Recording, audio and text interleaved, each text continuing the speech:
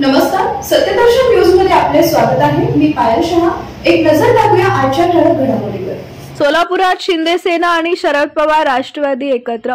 सोलापूर जिल्ह्यात नवं राजकीय समीकरण आकार घेत आहे। आगामी कुर्डुवाडी नगर परिषद निवडणुकीसाठी मुख्यमंत्री एकनाथ शिंदे यांच्या नेतृत्वाखालील शिवसेना शिंदे गट आणि शरद पवार यांच्या राष्ट्रवादी काँग्रेस शरदचंद्र पवार पक्षात अनपेक्षित युती झाली आहे।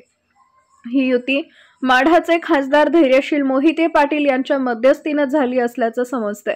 दोन्ही पक्षांमध्ये ठरलेल्या रणनीतीनुसार प्रत्येकी 10 जागांवर उमेदवार उभे राहणार आहेत। तसेच नगर अध्यक्षपद शिवसेनेला देण्याचा निर्णय झाल्याचं सूत्रांनी सांगितलंय।